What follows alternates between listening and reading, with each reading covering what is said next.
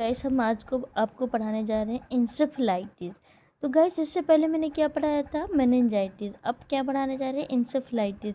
तो guys encephalitis देखो क्या होता है। Encephalitis means inflammation of the brain. Brain का इन्फ्लामेशन क्या कहलाता है, encephalitis. It mainly occur to the younger and old as.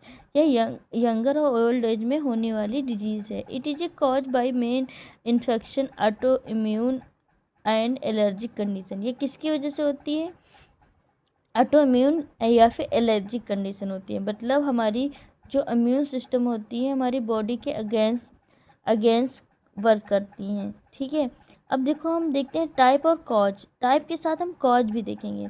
तो सबसे पहला टाइप है इन्फेक्शन इंसेफ्लाइटिस। इन्फेक्शियस इंसेफ्लाइटिस को ही वायरल कॉज भी बोला जाता है। जैसे मेनली वायरस कॉज जैसे herpes virus, varicella zoster virus, rabies या MMR। ठीक है, मीजल्स मम रूबेला, इन वायरस की वजह से भी क्या होता है, इंसेफ्लाइटिस होता है। It is a most common cause of encephalitis. ये मोस्ट कॉमन कॉज है इंसेफ्लाइटिस होने का। सेकेंड टाइप है बैक्टीरियल कॉज। बैक्टीरियल कॉज में जैसे माइकोबैक्टीरियम ट्यूबरक्लोसिस, स्पेक्टोकोकस etc। ठीक है, नेक्स्ट देखते हैं ऑटोइम्यून इंसेफ्लाइटिस। ऑटोइम्यून इंसेफ्लाइटिस मैंने आपको बताया था।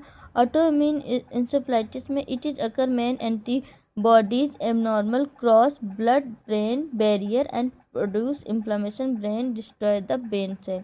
बट हमने बताया था ना ऑटोइम्यून क्या होता है, जो हमारी हमारी एंटीबॉडी होती हैं वो हमारे अगेंस्ट काम करने लगती, बॉडी के अगेंस्ट काम करती हैं, तो उसे कहते हैं ऑटोइम्यून इंसेफ्लाइटिस। ठीक है, नेक्स्ट क्या है, Japanese encephalitis. Japanese encephalitis is a viral infection, heat is spread of mosquito. किसकी वजह से होता है, मॉस्किटो की काटने की वजह से होता है। ठीक है, मच्छरों के काटने की वजह से होता है। फिर देखते हैं एलर्जिक इंसेफ्लाइटिस। एलर्जिक इंसेफ्लाइटिस क्या होता है, जब mainly occur due to allergy. Allergic encephalitis मतलब किसकी वजह से होता है, एलर्जी की वजह से होता है। ठीक है, फिर है chronic encephalitis. It is a produce solely due to HIV virus. HIV virus की वजह से भी इंसेफ्लाइटिस होता है। ठीक है, अब देखते हैं इसका साइन एंड सिम्टम्स क्या होता है। ठीक है, it is a life threatening condition, cause begins fever, nausea and vomiting, body pain. इसमें ये एक लाइफ थ्रेटनिंग कंडीशन है।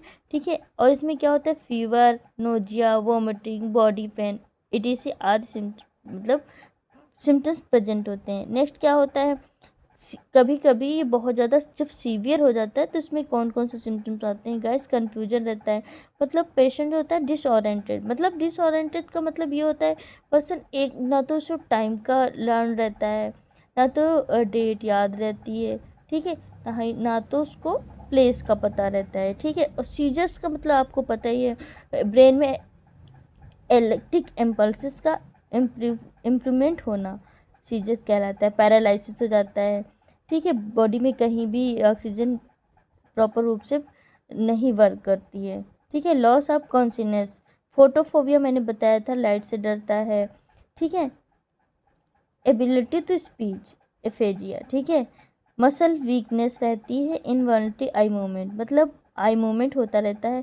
एफेजिया मतलब इरिटेटिव स्वेलिंग, निगलने में प्रॉब्लम होती है। ठीक है, इसका डायग्नोसिस सेम तरीके से मेनिंजाइटिस के टाइप के, जैसे हिस्टिकलेशन, physical examination, CT scan, MRI, brain वाइस लंबर परचन। ठीक ठीक है, अब हम क्या गाइस देखते हैं कि मेडिकल मैनेजमेंट में क्या क्या करते हैं।